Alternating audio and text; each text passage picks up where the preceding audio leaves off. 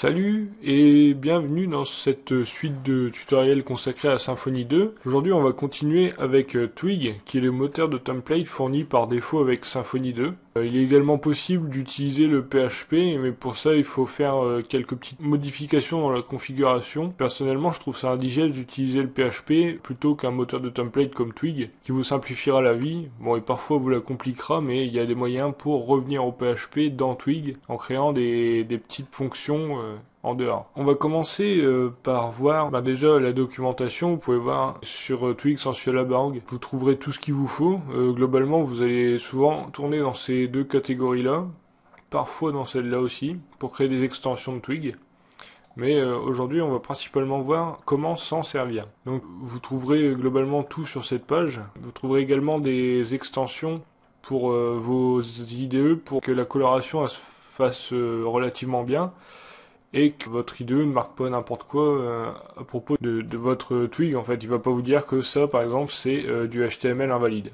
Donc, ce que je vous conseille, ce que j'ai dit dans le dernier tuto, c'est de créer des petites macros. Par exemple, moi j'ai fait CTRL accolade pour faire ce raccourci-là, enfin ce bloc-là, et CTRL % pour faire celui-ci. Donc je vais vous expliquer tout de suite après à quoi ça sert. On va commencer par se créer un petit contrôleur, tant qu'on sait le faire, ou on va en utiliser un. On va aller voir dans les routes. On va utiliser l'accueil public index. On va donc dans public et on va aller trifouiller sur l'index pour faire quelque chose qui soit assez cool. Donc voilà, on va commencer par refaire tout ça parce que c'est pas très souple d'avoir déjà le HTML, tout ce qui va là-dedans. Donc pour le moment, on va aller construire la base. C'est-à-dire qu'on va aller dans les ressources de l'application pour aller construire la vue globale. Vous trouverez très certainement déjà une base avec plein de trucs dedans. On va se contenter de l'améliorer si besoin est. Donc déjà nous, vu qu'on est en HTML5, on va commencer par dire que ça va être quelque chose qui va plutôt ressembler à ça. Parce que en HTML5, il n'y a pas besoin de plus que ça. Et donc là, on est bon. Alors ensuite, on a le titre, avec quelque chose dedans que je vous explique tout de suite après. Là, il y a un bloc que je vous explique également juste après. Ici, un link vers le vers la favicon, donc on va laisser comme ça. Et ensuite, il y a le body avec des petits trucs dedans. Donc, pour le moment, on va enregistrer ça comme ça, et on va considérer que notre page, quand on va la développer de l'autre côté dans notre vue pour notre page d'accueil de blog, ça va être que ce qu'il y a dans le body ici. Donc ça, c'est un blog, donc on va le remplir avec des petites fonctionnalités qu'on verra après.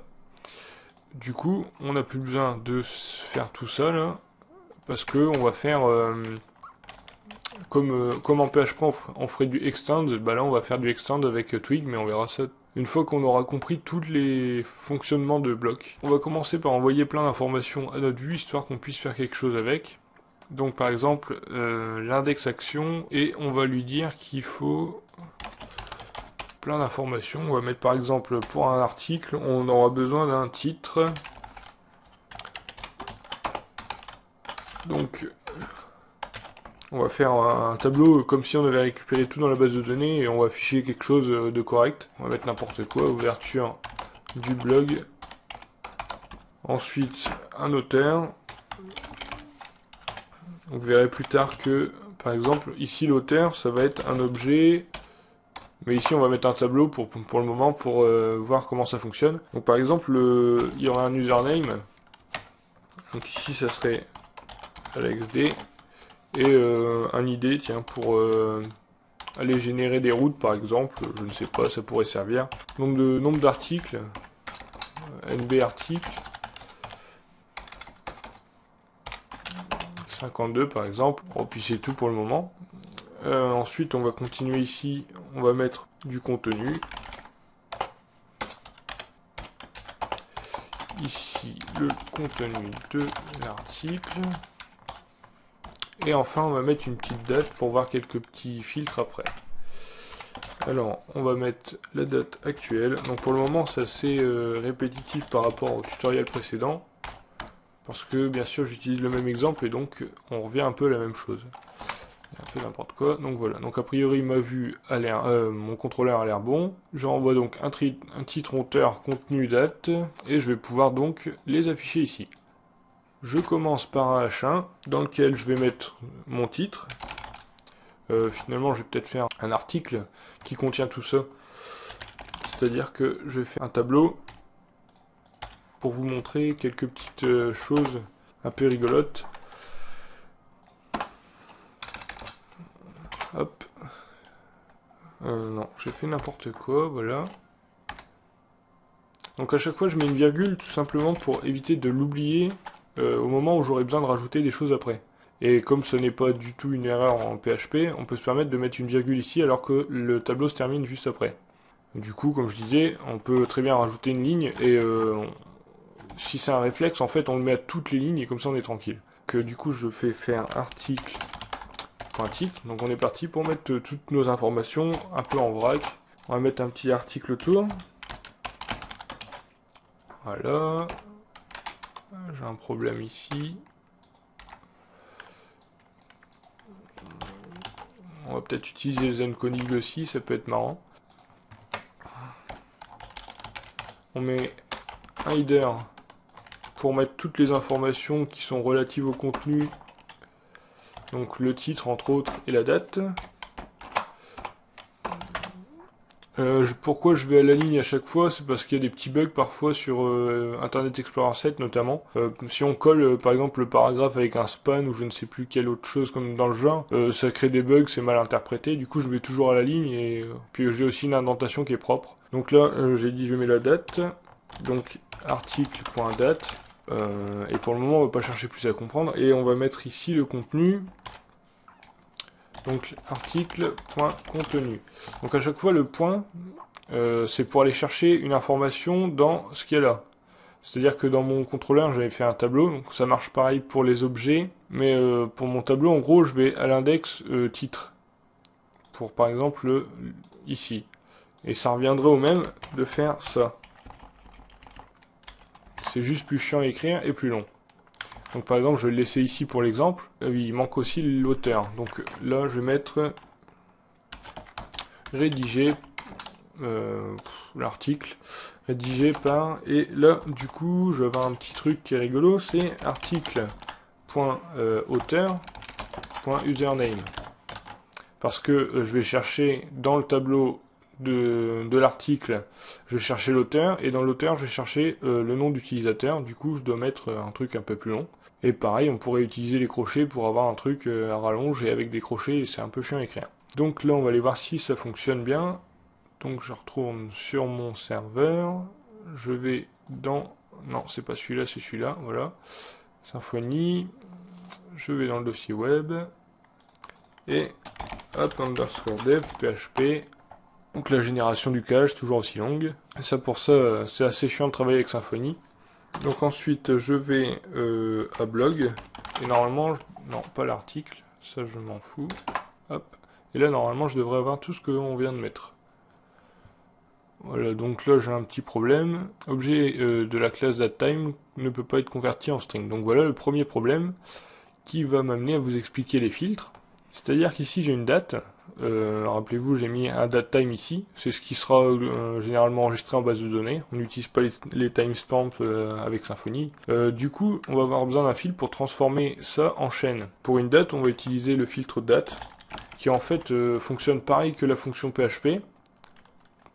C'est-à-dire que là par exemple on va mettre day, month, year, et du coup on va avoir le droit à une date classique, donc voilà, 3 mai 2012, et tout le reste est bien apparu. Donc par exemple ici je vais mettre peut-être un petit mot entre deux, histoire que ce soit compréhensible. Voilà, donc on a bien notre titre, rédigé par le pseudo, la date, et ici le contenu de l'article. Donc maintenant, on va voir, donc vous avez vu les doubles accolades pour afficher des variables, des contenus, vous l'aviez déjà sans doute remarqué dans les tutos précédents. Maintenant on va voir des choses un petit peu plus poussées. Donc comme je disais, bon, vous avez pu voir que les crochets ça marche pareil, donc maintenant je vais remettre un point. parce que c'est beaucoup plus propre et plus simple à écrire. Ensuite, on va voir aussi que le filtre, là, par exemple, je peux l'appliquer. Imaginons, je veux mettre tout ce qu'il y a là-dedans en majuscule. Donc là, un filtre, vous avez vu, un pipe, nom du filtre et les arguments s'il doit y en avoir. Alors maintenant qu'on a tout qui est bien en place, on va voir qu'on peut chaîner les filtres. Donc par exemple, pseudo, je vais vouloir le mettre en majuscule, je vais mettre le upper. C'est-à-dire que c'est un fil, vous pourrez le trouver dans la documentation. Et je vous invite d'ailleurs à y aller pour voir tous les fils qu'il y a, il y en a quand même pas mal. Donc toujours pareil, le pipe et le nom du filtre. Donc upper, c'est censé mettre le texte en majuscule, donc normalement, voilà, mon pseudo est en majuscule. Je peux faire un autre traitement qui va être par exemple, un truc débile, mais je peux le mettre en minuscule après l'avoir mis en majuscule, ce qui sert complètement à rien, mais on peut voir que les fils se font les uns après les autres et que c'est le dernier qui est pris en compte, qui va par exemple écraser l'effet des précédents. Donc là c'est complètement inutile, donc je le retire, mais on va aller voir dans la documentation pour pouvoir tester quelques filtres. Ici il y a le upper, le join c'est pour les listes, on va à ce moment-là mettre des virgules entre les noms, et donc vous pouvez voir ici la page des filtres, où il y a quand même beaucoup de choses de disponibles et qui sont vraiment très pratiques, comme JSON encode et bien d'autres. On peut voir la date, le format, number format. Celles qui servent vraiment, c'est par exemple capitalise, lower, upper. On va avoir aussi les strip tags, c'est pour les protections. Il y a row aussi pour afficher du contenu, le déprotéger en quelque sorte. C'est-à-dire que Twig par défaut, il va protéger tout votre contenu. Donc par exemple, si vous écrivez un article en HTML, donc on va le faire ici. Le contenu, par exemple, si je mets un paragraphe autour de ça, et ben systématiquement, Twig à l'affichage, il va le protéger. Et ça va pas s'afficher en tant que paragraphe, mais en tant que texte. Vous voyez, ici, j'ai mes P qui sont du coup plus des paragraphes. Et pour protéger ça, faut faire un row. Et du coup, avec ça, afficher le truc comme si c'était un paragraphe, et si on va parcourir dans le code, on verra bien qu'il y a un P autour, alors qu'à la base il n'y en a pas, enfin il y en a un et du coup ça bug d'ailleurs, mais si on met un span, on va bien voir que ça fonctionne. Twig du coup par défaut il vous protège tout, vous êtes tranquille, il n'y a pas d'oubli. Par contre il va vous embêter lorsque vous voudrez mettre du code HTML, bon voilà, un span il va rentrer dans le P et du coup ça marche bien. Et du coup, Twig va vous embêter si vous avez besoin justement d'afficher du HTML, vous aurez besoin de faire ça. Mais imaginons maintenant, vous avez plein de lignes comme ça, enfin plusieurs variables sur un gros bloc. C'est assez pénible de mettre le row à chaque fois. Donc par exemple ici, pour vous montrer une petite parenthèse, le chaînage des filtres, on peut mettre un upper ici. On va d'abord faire un row, du coup afficher du HTML et faire un upper dessus. Du coup, ça fait n'importe quoi, ça on revient un peu au même problème que tout à l'heure. Car, comme je vous l'ai expliqué, c'est le dernier qui est pris en compte. Et comme le dernier filtre, il va protéger tout, eh bien, on va avoir les trucs en majuscule et ce ne sera pas interprété. Alors que si on fait l'inverse, on va avoir du coup le upper qui va s'appliquer, puis le row. Du coup, on va avoir peut-être les spans en majuscule dans le code source. Je sais même pas. Ouais, voilà, on va avoir les spans en majuscule, donc c'est pas trop cool, mais bon, ça va passer quand même. Mais ça va bien être interprété comme étant du HTML. Ensuite, on va voir les boucles. Donc pour ça, on va se créer plusieurs articles. Donc ici, c'est pour ça que j'ai créé un tableau article. J'ai plus qu'à rajouter un S et faire du copier-coller en disant qu'ici j'ai un tableau avec ça. Et je le ferme ici, voilà. Donc là, j'ai plus qu'à mettre plusieurs articles comme ça. Du coup là, voilà, j'ai 3 articles. Et je vais vouloir les afficher les uns après les autres. On va changer les titres pour avoir un point de repère. Donc, par exemple, le plus ancien serait ouverture du blog, puis après il y aurait... d'ailleurs, ce serait dans l'autre sens. Ouverture du blog, ce serait le plus ancien, puis après, je sais pas, 5 inscrits, youpi. Et enfin, le blog fonctionne. Je suis pas très inspiré, comme dirait notre ami GraphiCart. Donc on va aller afficher tout ça. Donc là, on avait créé le template pour un seul article. Maintenant, on veut en mettre plusieurs. Ben, on va voir les expressions. Donc ici on va faire une boucle for et on va dire que on a un article dans les articles. Donc c'est comme les boucles for each en fait. For each machin as et on met tout ce qu'on veut. Et ben là ça fait pareil. Donc là on n'oublie pas de fermer le unfor. Et du coup on va avoir plusieurs articles qui vont se générer dans le contenu du plus ancien au plus récent, parce qu'en fait ils sont dans l'ordre pareil quoi. Celui-là va être affiché avant parce que c'est parcouru dans l'ordre.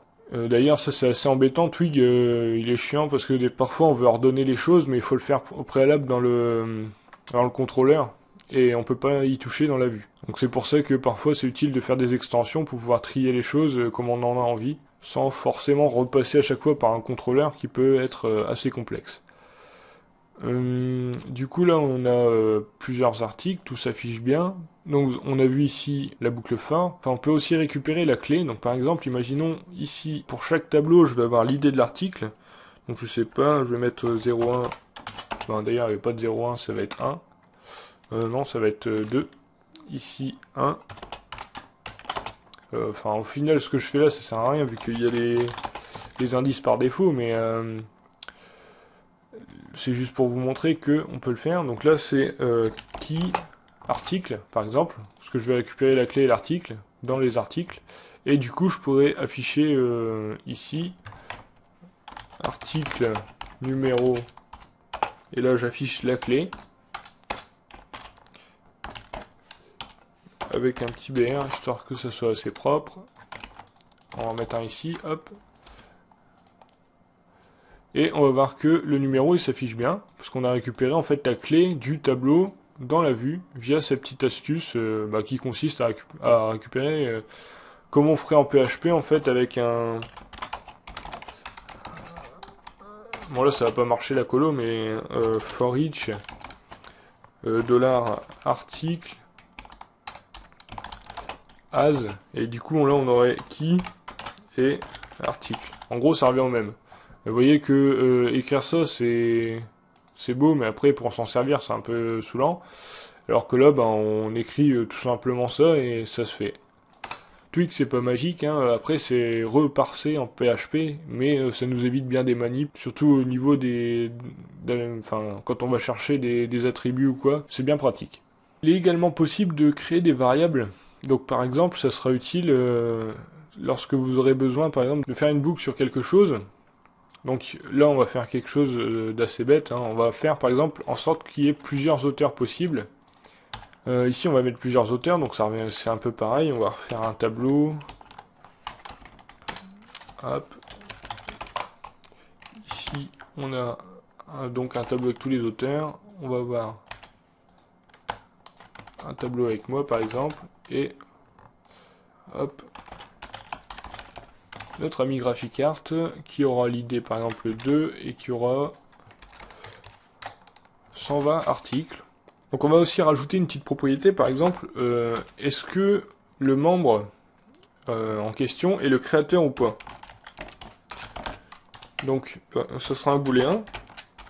Donc par exemple, moi je suis le créateur et pas GraphicArt. Donc on va vouloir peut-être afficher, rédiger, on va mettre plutôt créé par, et là on va mettre les auteurs qui sont créateurs. Enfin, normalement, il n'y en a qu'un en fait. On va vouloir enregistrer tous les autres dans une variable pour les afficher ensuite. Et par exemple, on va mettre avec l'aide de ou la participation de. Donc, on va le faire tout de suite ici. Avec la participation de. Et là, on va se débrouiller dans chaque cas pour afficher ce qu'il faut. En l'occurrence, ici, on va créer une variable. Donc, on va faire set, c'est-à-dire qu'on va mettre dans une variable. Le nom, on va mettre par exemple auteur ou non participant, hop, et on va lui mettre rien dedans, donc on l'initialise à vide. D'ailleurs c'est pas des accolades ici mais des pourcents, parce qu'en fait le set c'est une expression et donc faut pas confondre avec les variables, sinon ça fait n'importe quoi. Donc là on met bien du vide dans participant, puis on va se dépatouiller pour afficher ce qu'il faut, enfin enregistrer les participants et afficher si c'est le créateur, créé par et son nom. Donc du coup, on va faire une boucle. Donc ici on va faire for auteur.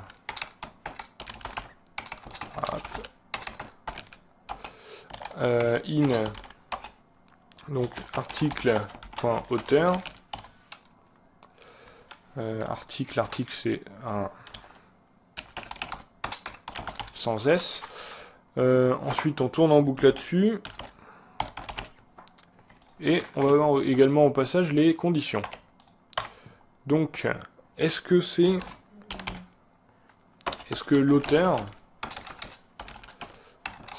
j'arrive plus à l'écrire, point créateur, donc vu que c'est un booléen, on fait un test comme si c'était en PHP, on se casse pas la tête, endif, donc si c'est le créateur, on l'affiche là, mais finalement il me faut un L, c'est pas un endif, donc je vais le créer là, hop, et sinon, eh ben, on va pas afficher quoi que ce soit, on va le mettre dans la variable participant, et du coup, on va faire set participant égale participant, et on met le tilde, c'est-à-dire que là, le tilde, c'est le signe de la concaténation dans Twig, et donc là, on va pouvoir mettre autre chose, et ça va se mettre à la suite. Donc ici, on va mettre le nom de l'auteur en cours, ici, ça serait auteur.username, et on va mettre une petite virgule après, donc ici, hop, une virgule. Username for array doesn't not exist. Ah oui, c'est ici en fait c'est auteur username. Ensuite, il y a d'autres erreurs visiblement. Ah non, il n'y en a pas. C'est enfin, comme je vous disais tout à l'heure, il y a des extensions, mais visiblement ça ne marche pas très bien. Donc on a bien créé par AlexD et il y a un gros bug, je crois. Ou alors j'ai fait n'importe quoi dans le contrôleur. Ah oui. Donc forcément, si je me trompe ici, ça peut pas marcher. Donc le premier est à vrai, le deuxième est à faux, et logiquement, du coup, j'ai plus besoin de ça. Et ça devrait fonctionner. Voilà, donc créé par AlexD avec la participation 2, et j'ai rien qui s'affiche, parce qu'il faut maintenant que le contenu que j'ai dans ma variable participant, eh bien je l'affiche ici. Donc pour ça, je fais ça, hop, et c'est tout. Et au final, avec le stockage dans la variable, comme on le fera en PHP, ben, on peut faire assez simplement la chose. Alors maintenant qu'on a vu un petit peu les expressions, on va aller voir un petit peu comment ça se passe pour ce que je vous avais parlé tout à l'heure. On avait une base et mettre le contenu dedans. Donc pour ça, la première chose à faire, c'est de mettre ici extends. Ici, il faut le dire de quel template on va étendre. Ici, je mets deux points parce que on va aller dans la racine, puis dans les ressources de la racine. Donc là, le nom du bundle, ben, il n'y en a pas. Le dossier, il n'y en a pas non plus. Et du coup, là, je vais dans ma base .html.twig. Hop, et je vous montre tout de suite. Ici, on va dans les apps et dans les views. Donc ici, il n'y a pas de nom de bundle, on met rien avant le premier deux points. Puis, il n'y a pas de sous-dossier ici, donc on met rien non plus ici après le premier deux points. Le nom, bah, c'est le nom du fichier, et du coup, on arrive là-dedans. Les blocs, ça sert à quoi? Les blocs, ce sont des blocs, en gros, dans lesquels on va pouvoir soit les initialiser comme ça, et c'est tout. C'est-à-dire qu'on va on va faire un bloc et on va mettre des trucs dedans, et du coup, il va être créé le bloc, mais il sera pas forcément utilisé. Ou alors, ce qu'on peut faire aussi, c'est utiliser, donc par exemple ici je vais mettre dans le bloc titre, je vais mettre un nom, donc je vais mettre tuto SF2, hop, et admettons que après dans ma page, je veuille mettre le nom de ma page en plus de ce truc là. Donc ça serait le nom par exemple de sur tout le site, et ben le bloc, je vais pouvoir aller le récupérer ici dans le template qui hérite en fait du template parent. Donc là en résumé, je crée un bloc et ici je peux le récupérer. Il suffit juste que je fasse pareil, donc bloc title je crois. Ouais. Et ici je fais un n bloc. Donc à chaque fois quand on a une expression comme ça, pas comme, enfin le set c'est un truc à part, c'est juste pour les variables, donc c'est sur une ligne. Mais tous les trucs où il y a un début et une fin, faut mettre for et end for. Bloc, end bloc. À chaque fois le end c'est suivi de ce qui a été utilisé pour ouvrir. Donc c'est un moyen de se souvenir, qu'est-ce qu'il faut mettre là, c'est juste ça précédé de end. Donc revenons-en à notre titre. Donc par exemple ici on voudrait mettre liste des articles tout simplement. Donc on va aller voir ce que ça donne. Template that extend another one cannot have a body. Mon super anglais me permet donc de deviner qu'il faut que je dise à ma template qu'il faut mettre quelque chose dans le body. Donc en gros là j'ai un body et il faut que je m'en serve, sinon il est pas content. Donc on va s'en servir également, donc ça marche pareil que pour le bloc de titre. Bloc body et un end block. Hop, on met un petit coup d'indentation et on va voir ce que ça donne. Donc j'ai bien ce qu'il faut et dans le titre j'ai liste des articles. Mais maintenant je voudrais que ça affiche par exemple pipe et le titre que j'ai mis au début pour mettre sur tout le site. C'est là que c'est cool l'héritage, c'est que le titre là je gère que dans le base et après par exemple je mets le titre que je veux sur cette page là. Par exemple suivi d'un pipe, donc ça on peut mettre tout ce qu'on veut et ensuite j'appelle ce qu'il y avait avant dans ce bloc là, c'est-à-dire que je mets parent. Ça va aller rechercher le contenu qu'il y avait avant l'exécution de cette template là. Ça va le mettre à la place ici que j'ai indiqué. Du coup, normalement je devrais avoir liste des articles, pipe et tuto SF2. Donc on va aller tester ça. Et voilà, on peut voir qu'il y a bien tuto SF2. Donc maintenant on va faire un petit peu la même chose avec le body. Donc exemple, dans le body je vais avoir, je sais pas, un header. Hop. Et ici on va mettre un super projet SF2. Donc maintenant si je fais ça, vous voyez que ça n'apparaît pas parce que le bloc qui est ici, il remplace en fait ce qu'il y avait déjà.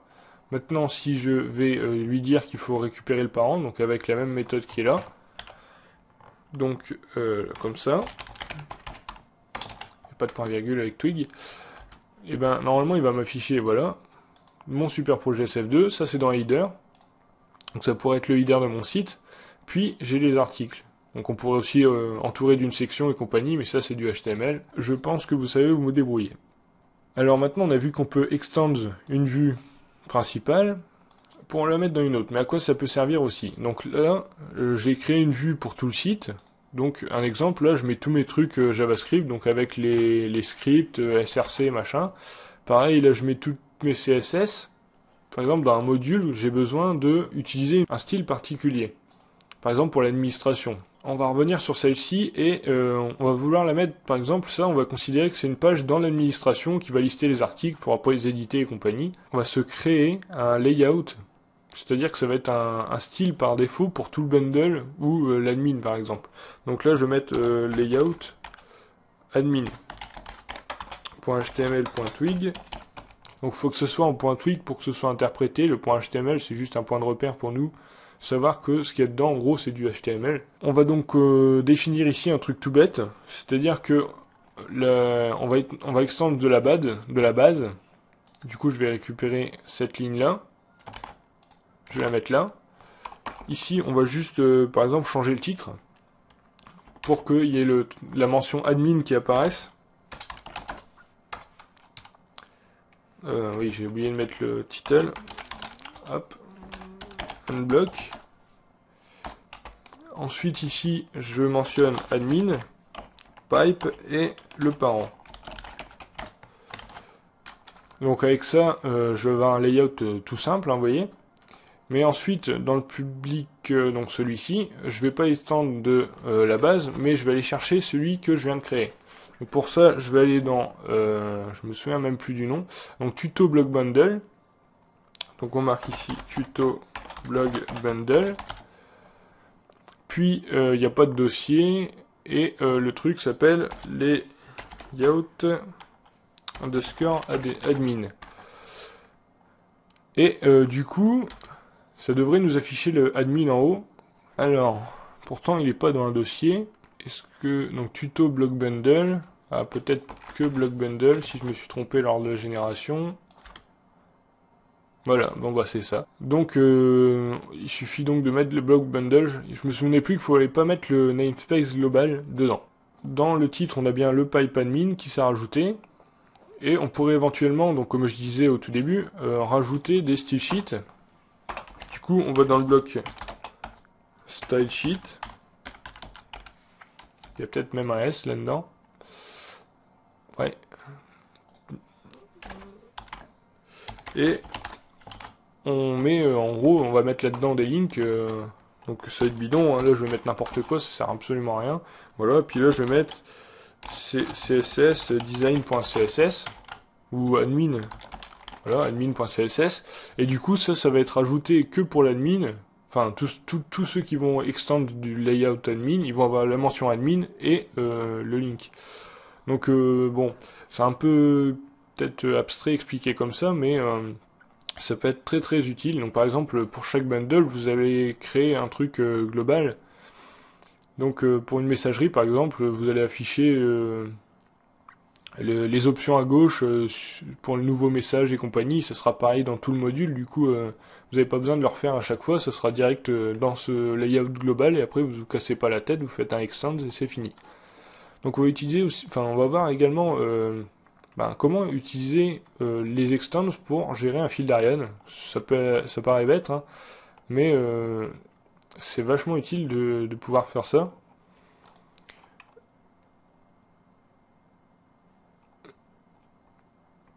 Donc il faut savoir que les blocs peuvent contenir des blocs.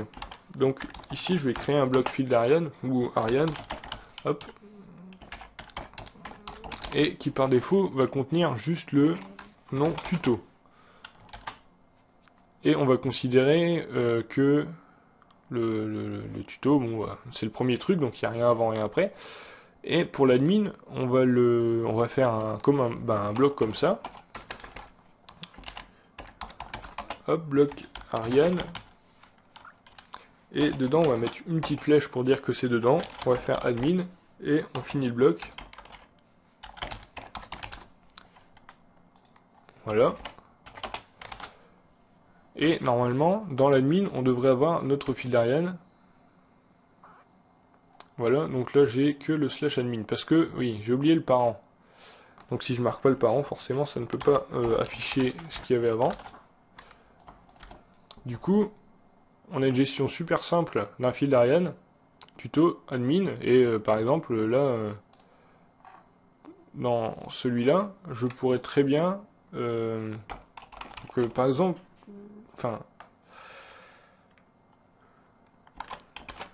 afficher liste des articles à la fin du fil d'Ariane. Donc du coup, il faut que je mette le parent, liste des articles et un bloc. Donc je vais mettre un petit truc là pour que ça fasse joli. Et normalement, on doit afficher, voilà, tuto, admin, liste des articles. Et du coup, comme ça, en gérant tous les niveaux, à chaque fois avec un extends, vous n'avez pas besoin de vous casser la tête à gérer le fil d'Ariane, tout est géré tout seul avec les extends. C'est vraiment pratique pour gérer tous les niveaux de votre site. Donc par exemple, moi sur mes projets, ce que je fais, c'est que j'ai donc mon base avec le nom du site pour retourner du coup à l'accueil. Pour l'administration, j'ai un layout pour l'admin avec l'admin. Puis à chaque fois, dans chaque bundle, je vais extend de cet admin et je vais rajouter le nom du bundle. Du coup, ici, on aurait par exemple blog. Et ensuite, enfin, je vais peut-être vous présenter ça, comment ça se fait. Donc, en fait, je me crée ici une base, mais pour l'admin. Et du coup, j'extend de base. Du coup, ça revient. Je vais peut-être renommer le fichier, ça pourrait être bien. Hop. Ici, je mets admin.html. Hop. Voilà. Du coup, en fin de compte, ça revient à faire ça. Là, du coup, j'extends de la base. Du coup, je récupère le titre, à la fois le titre, les styles et compagnie, le fil d'Ariane également. Ensuite, dans le layout, du coup, là, je vais pas mettre admin, je vais mettre layout tout court. Parce que ça sera, par exemple, le layout Enfin non, en fait, il faut mettre admin. Parce qu'il va y avoir un layout à la fois pour le public et à la fois pour l'administration. Donc là, on va pas étendre de base, mais de admin. Et du coup, on n'a plus besoin de marquer admin ici, mais on va plutôt marquer, par exemple, blog. Et donc là, les style sheets, on s'en fout. Et ici, on va marquer blog également. Et du coup, on va se retrouver avec un truc qui va faire tuto admin blog liste des articles. Voilà. Donc voilà comment je gère moi, sur mes projets les fils d'Ariane, en utilisant donc tout ce système d'extend. Il y a également un autre truc, c'est les include. Ça permet d'inclure des templates dans d'autres.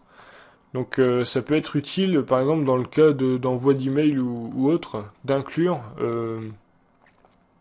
un morceau de template dans un autre.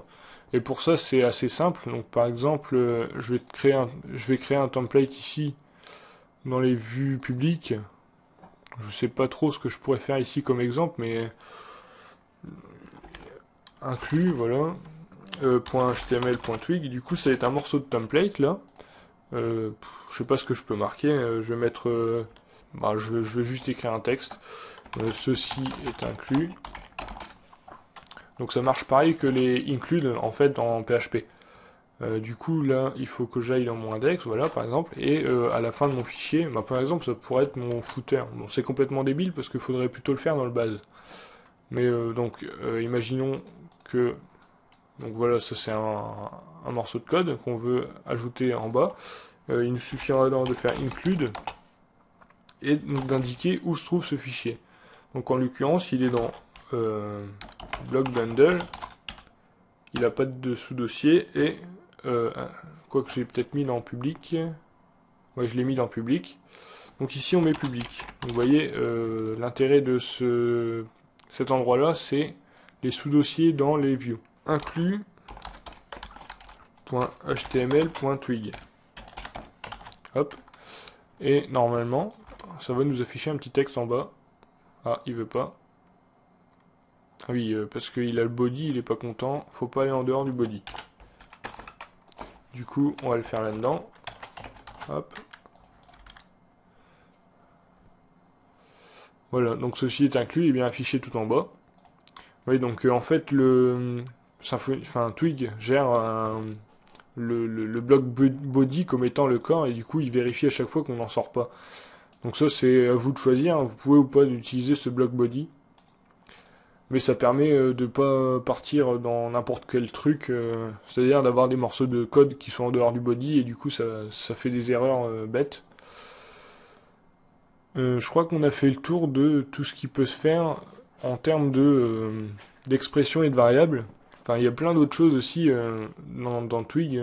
Par exemple, pour faire des messages qui changent de couleur aléatoirement, il suffit de faire dans la condition. Donc là, je vais faire n'importe quoi, mais c'est complètement hors sujet ici, mais je vous le montre. Donc si par exemple la ligne, donc le message, par exemple, si vous faites une messagerie privée, message.id is, et là vous faites par exemple even pour dire est-ce qu'il est pair. Et s'il est pair, par exemple vous auriez une div ici avec la classe, je sais pas, par exemple ça va être la classe message. D'ailleurs ça serait plutôt un tableau qu'il faudrait faire. Et s'il est pair, on va mettre par exemple pair. Et du coup après en CSS, c'est beaucoup plus sûr d'utiliser la classe pair que les nthside pour les anciens navigateurs. Donc bon, c'est une petite astuce comme ça. Après, il existe aussi le isDefined pour savoir si une variable est définie. Enfin, il y a plein de choses comme ça. Ça permet de faire des trucs super rapidement. Genre par exemple ce gros pâté là, en PHP, ça serait un peu la même chose, mais je trouve que c'est plus simple de le faire avec Twig. Donc voilà, ce tutoriel est terminé. Je vous invite à consulter la documentation pour voir d'autres fonctionnalités. Par exemple, là, j'ai une fonction for i et du coup, ça va d'un nombre à un autre. Ça peut être utile dans certains cas, mais je n'ai pas trouvé utile de le détailler dans le tutoriel. À vous d'aller chercher dans la documentation tout ce qui vous est nécessaire. Le seul truc que j'ai pas précisé, oui, c'est les commentaires. Les commentaires, en fait, ça se fait. Donc, par exemple, si je veux mettre un petit commentaire ici pour dire que c'est le gros fouillis, hop, je fais ça et c'est dièse accolade du coup. Donc ça marche pareil qu'avec les pourcents, mais à part que c'est des dièses. Donc là j'ai un commentaire. Donc voilà. et du coup ça apparaîtra pas dans le fichier final, il me semble. Ensuite, donc on a vu les include, les for each, enfin il y a plein de choses. Vous pouvez même consulter, enfin tout ce qu'il y a là. De toute façon, il faut le consulter puisque c'est très important. Vous découvrirez plein de choses en cliquant sur les liens de part et d'autre. Il y a d'autres choses aussi comme ce que je vous ai expliqué tout à l'heure, pour l'échappement, il y a aussi la même chose que pour le RAW, mais pour le JavaScript, on peut échapper le JavaScript, il y a plein de choses. Pour afficher deux accolades côte à côte, bon, chose très rare mais qui peut arriver, il faut tout simplement les afficher à l'intérieur d'un bloc d'accolade. Ah oui, je vais oublier, les macros, c'est très important. Eh bien, on va en créer une. On va se créer une petite macro, donc c'est très utile les macros, et ça permet d'aller beaucoup plus vite. Ben, par exemple, on n'a pas vu comment afficher un lien. Eh bien, on va se créer une macro qui va permettre, du coup, donc il faut dire un macro, lui donner un nom. Donc par exemple, là, on va mettre link user, n macro, hop. Et ça va être juste un petit bout de code, un petit helper en fait. Et bah, par exemple ici, ça va être un lien qui va aller vers un endroit. Donc ici, pour afficher un lien, il faut utiliser la méthode pass et lui donner le nom de la route. Donc faut aller voir dans le routeur parce que je me souviens plus du tout des noms des trucs. Mais par exemple, on va dire que parce qu'on s'en moque un petit peu, ben, ça va rediriger vers blog article avec le pseudo. Parce que bon là je fais absolument n'importe quoi dans les liens parce que ça sera complètement faux. Mais c'est juste pour vous montrer comment ça fonctionne. Donc le pass, je lui dis d'utiliser la route blog article. Comme vous pouvez le voir, l'article il attend au moins le slug. Le slug, je vais lui mettre le pseudo. Sachant que le link user, je vais lui mettre le paramètre membre. Ou user plutôt. Histoire d'avoir un truc full English. Donc ici, on aurait le user.username. Et du coup, la route qui serait, enfin l'URL qui serait générée là, ça serait la route de blog article avec ici à la place du slug le pseudo du membre. Et on pourrait considérer que ça redirige vers sa page membre, enfin bref. Ici, ben pareil, on va afficher user.username. Et ça nous évite à chaque fois d'afficher ce bloc de code. Surtout si vous devez mettre des styles ou quoi dessus, au moins vous l'avez là. Et du coup, après, pour l'utiliser, donc par exemple ici, je vais remplacer à chaque fois que j'affiche un pseudo, voilà, ici, je vais le remplacer par un appel à la macro. Donc avant de pouvoir l'utiliser, il faut l'importer en haut. Comme vous pouvez le voir sur la documentation, ici il faut utiliser le import, le nom du fichier qu'il contient et mettre un alias pour pouvoir l'utiliser après. Donc c'est ce qu'on va faire tout de suite. Import, donc à pas confondre avec le include, hein, n'a rien à voir. Donc on importe du même dossier, ça va être un truc comme blog bundle macro.html.twig. Donc là, il faut mettre un alias et on va mettre as users. Quoique ça pourrait rentrer en conflit avec des choses qu'on va utiliser peut-être.